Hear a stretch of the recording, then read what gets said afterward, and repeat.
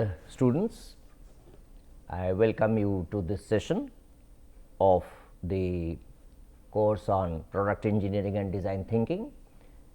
Today, I will talk about design thinking, its introduction.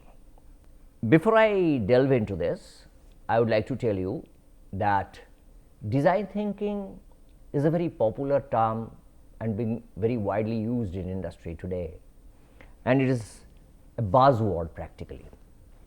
Now, the thing is that why it is important, why should people learn it, that is a very important question.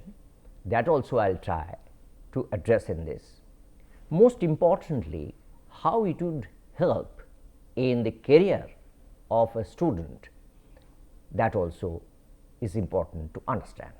We will talk about those. Now, I move on to this concept covered in this, what is design thinking, and then we will cover what is the status in industry now. Basically, the students will be having two pathways generally, other than those who are pursuing academics. In fact, in academics also there is a big area of research in design thinking, but primarily our focus is industry, and that is invaluable there. And interestingly, that some students are taking up the career in startups or entrepreneurship there also, and there it will come in as a big help. So, with this I would like to tell you that there is a huge scope and opportunity now. So, making a career in that area would be very useful. We will talk about design thinking principles, then we would actually try and see how the innovation is gaining importance as required for an entrepreneur as well as entrepreneur, those who will be working in a corporate organization, but doing innovation kind of things. And then we will talk about design thinking as the basis for innovation, and then briefly I will discuss its steps.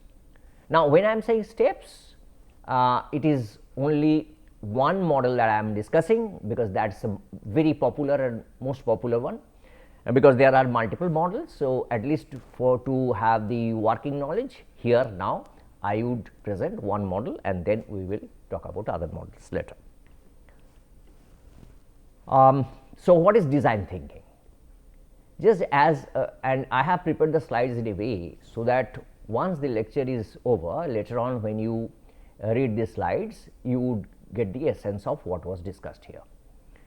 So, it is a discipline that uses designer sensibility and methods to match people's needs with what is technologically feasible and what is viable business strategy. This actually was mentioned by Tim Brown of IDEO. The basic foundation was from Stanford D School, the Stanford University. But subsequently, Tim Brown started his IDEO, and popular is this term, I would say.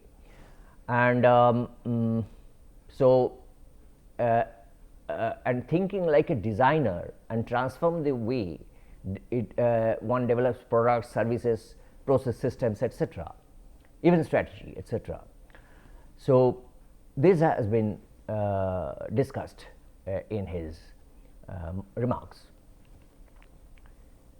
DT is a methodology that ingrains in the whole gamut of innovation activities a disposition which is user centric. Now, here two things I have just mentioned very briefly. In the first one, I have talked about the feasibility, viability and desirability. We will just keep these words in mind. We will very soon be reaching into those slides, and where we will elaborate on that. That is a very important point raised in the point number 1, and in point number 2, that it says that it is basically user centric primarily, or largely broadly people call it human centric also that way. So, it is about designing products or services based on close observations of the user's need.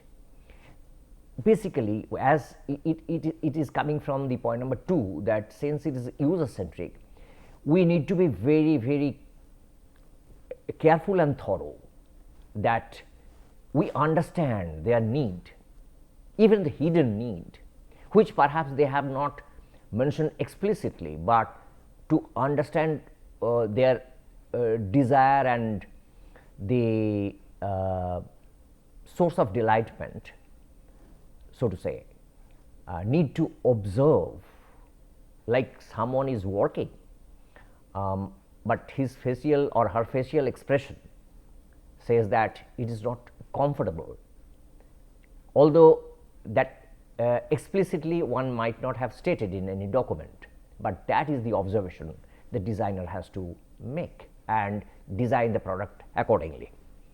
And there would be the desirability aspect, which would be addressed hugely. Now,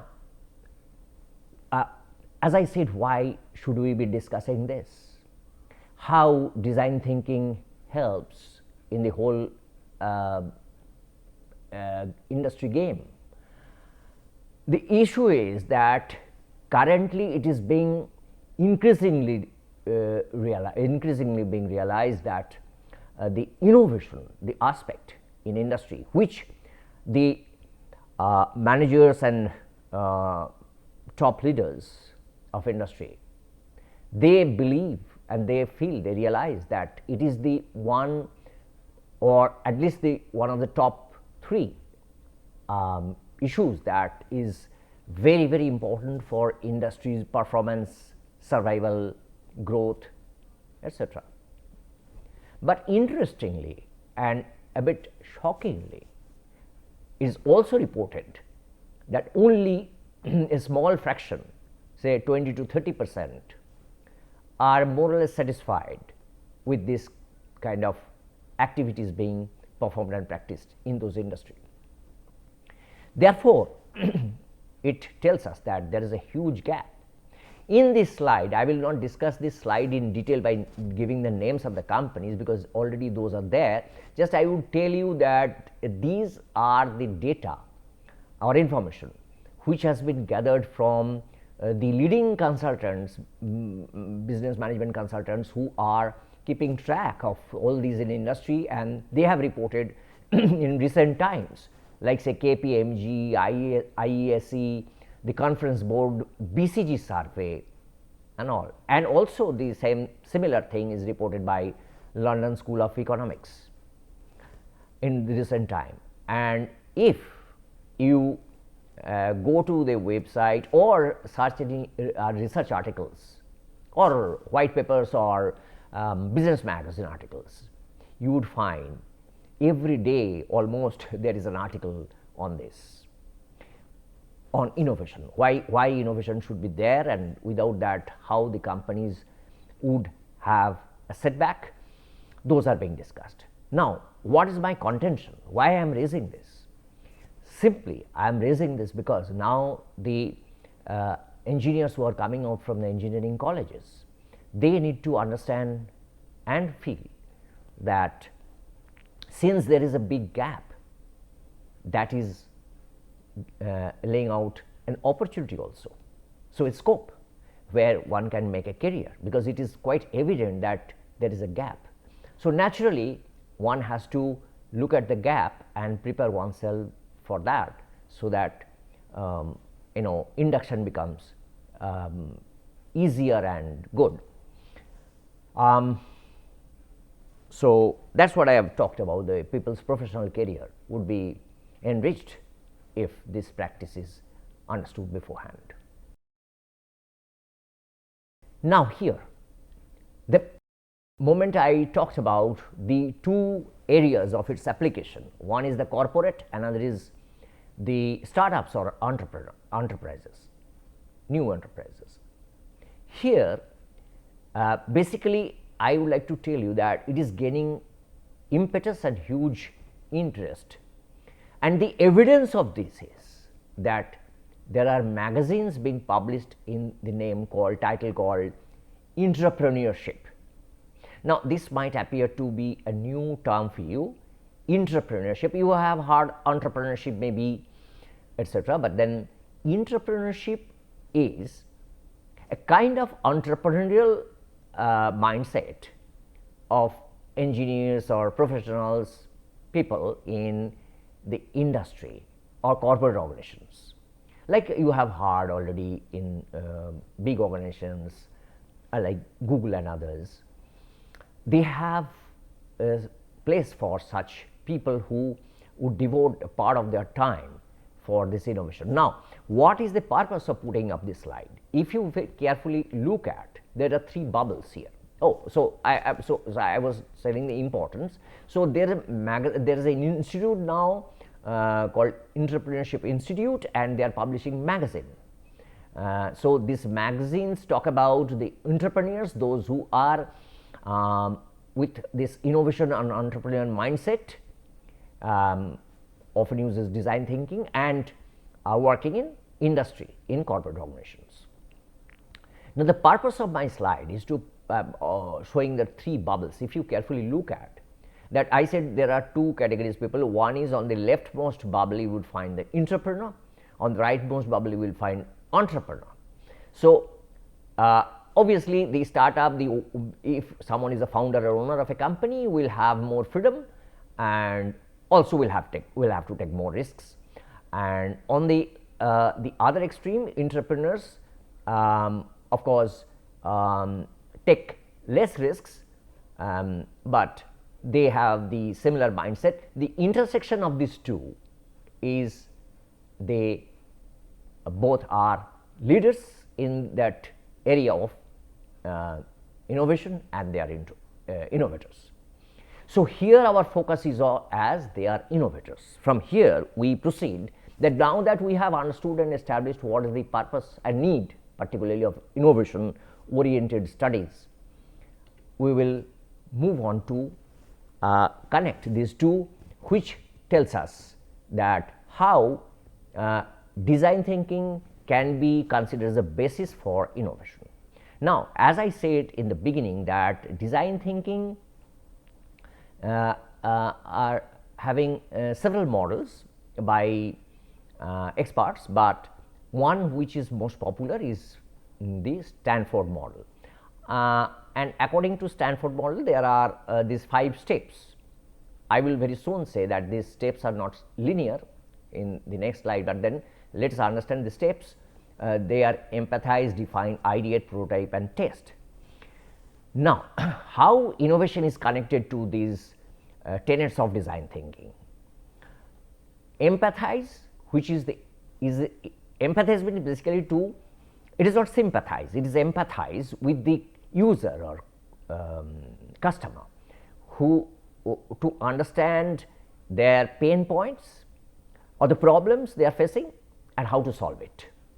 That understanding or developing insight are very important in the product engineering. So, empathize is the innovation approach, which is user centric, as I said, also called human centric or centered, based on discovery about the customer here and deep understanding of pain points and gains desired. So, how a customer will solve their problem or how one will benefit, how it will improve the performance or the productivity in that organization, etc., are the gains. So, empathize, define. The most important step I consider is define, because it is believed that if a problem is well defined, it is half solved. So, one has to be very careful about the aspect called define. That is, innovation would be targeted to solve a problem based on the insight developed from the observations that was made in the empathy phase. As the problem is defined now, then we have to ideate. Ideate means to find out how it can be solved. So, innovation based on generation analysis and critical evaluation of ideas. Now, when we are generating many ideas to solve a problem, there will be plenty of ideas generated, should be, so that we can pick up or pick out one or two good ones from those large number of ideas and use them for our benefit to create the solution. Now, the ideas are to be tested against those three important precepts that I said is the desirability, that user desirability, user should desire the product, technical feasibility, we will talk those in details later, and economic viability of the solution.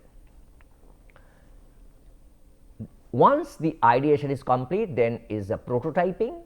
That means one has to build to see whether it works. Now, here I will put a word of caution that now in the modern times the prototyping not necessarily is physical every time, at least to start with. There are digital prototypes, there are softwares, even the common softwares like SolidWorks, etc., can be, or any CAD software for that matter, many CAD software and CAE, computer aided engineering or simulation software, can be used for this purpose, both in the mechanical domain, electrical, electronic domain, because there are CAD, mechanical, electrical, CAD, electrical CAD and all that. So, those can be deployed to do this. Then finally is the test. That is ought to be verified with the user. That means, whatever is the outcome, unless it is verified with the user, whether they like it, whether it serves their purpose, whether they have any suggestion to improve, till then the work is not complete, and once the such test is conducted, then the thing is ready for taking it forward. Here, as I said, it is just the elaboration of that, the three things, that desirability, feasibility and viability. Some details of those are there. Desirability basically talks about, does the solution engross empathy for end users? Say that empathy thing, is the solution is simple and not very complex to operate, it is user friendly,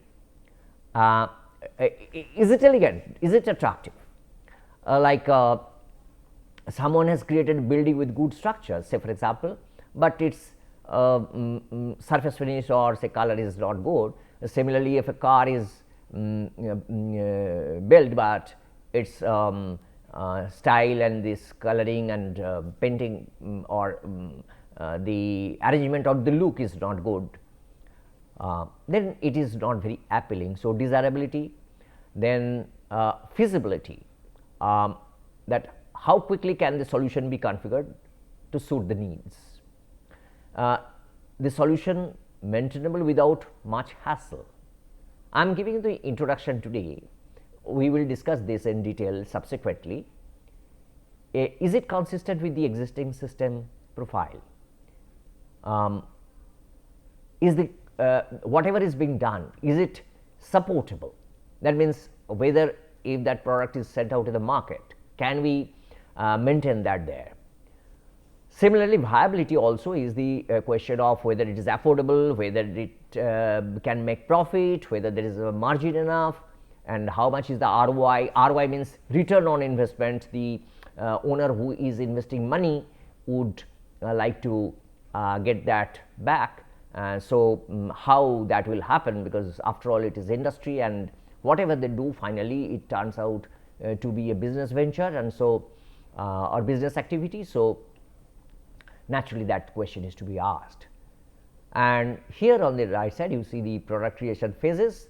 So, understand and observe, which goes with this, it is presented to see how it in sync with the design thinking and that approach, the visualize or realize, the evaluating or refining and implement it, building the prototype and manufacture. So, these are the activities which are in sync, that is to show.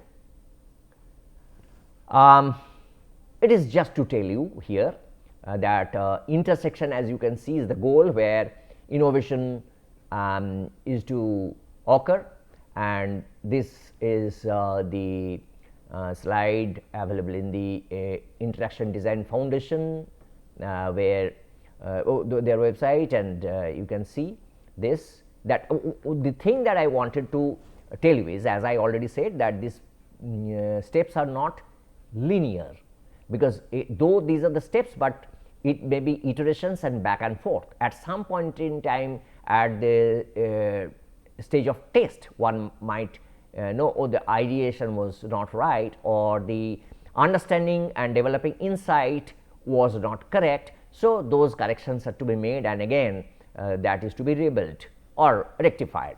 So, this is a non-linear process. That is what I just wanted to impress upon you. Though, and as again I am saying that these are the aspects we will discuss in detail, but today being the introductory discussion, I am duty bound to give you overview of the whole thing. So, here I in brief would tell you that the steps are the empathize, that is holding back one's opinion, how it is done. That empathize means if we go ahead with our beliefs or honest beliefs even, or the culture or the knowledge that this will work or that will not work, or people would like it or people do not like it. So, those notions actually comes against a good product creation. So, it has to, one has to be of open mind, and to go to the field, which in Steve Blank's word is go out of the building. That means go out and to the field, find out what is actually happening there, find out what is the problem, what is the pains. So, from that, so it is to be done, and to set aside one's own point of view and try and be curious and learn actually what is needed. It is not easy, because we are programmed to from our childhood to know that what is right or what is the wrong kind of a thing, but then but that notion in product development may not always work so well, because the particular culture of a particular region or group or community or segment may need a relook or reconsideration. Defined, as I said, is the very important part, and it is assimilation of the information gathered from the previous part, that is called empathy. And it has got main two things. One is analyze the problem, and then whatever we have got from different components of analysis, then we sum up them, combine them, collate them, which we call synthesizing or synthesis. So, these are the two processes. One is the breaking down of the complex concept into problems, so that its understanding is good, and then synthesis is bringing all the parts put together, so that it makes sense of the whole thing, leading to create a meaningful and accurate problem statement based on developed insight is a big takeaway from the defining phase. That insight is the most important part. Ideate, possibly we will be talking about some other methods later, but here I would like to tell you, perhaps you all have practiced or you have not practiced it knowingly. You know that is in a group meeting you do brainstorming. So, brainstorming is a very important and powerful tool here that is deployed for creating ideas, generating ideas, because here it is believed that more ideas, here we are talking about quantity, the more ideas, we are not actually checking the quality at this stage when we are doing brainstorming. The problem, there may be different ways to look at a thing or solve a problem. So, at this stage one should not be worried as to whether that would work, or one should not criticize as to whether its significance is high or it is at all useful. first at this phase the objective is to collect as many ideas, like when people say that okay, there will be a telephone, or there will be a computer, or say for example there would be optical fibers or transistor, that those at those were say at those times, or people or when people thought that they will be going to the space, to the moon. So, all these are the example of wild thinking, but at this stage therefore, the idea is to get as many as, because there would be opportunity to screen them in the concept development stage, where we would be screening against those filters, the 3 filters as I mentioned, their desirability, feasibility and viability. So, against those filters they will be tested to get the idea for further stage, that is called prototyping. So, prototype is an early inexpensive scaled down version of a product that can be used to obtain the test results. So, it is not the complete product, but you have many times heard the some websites are being launched as beta.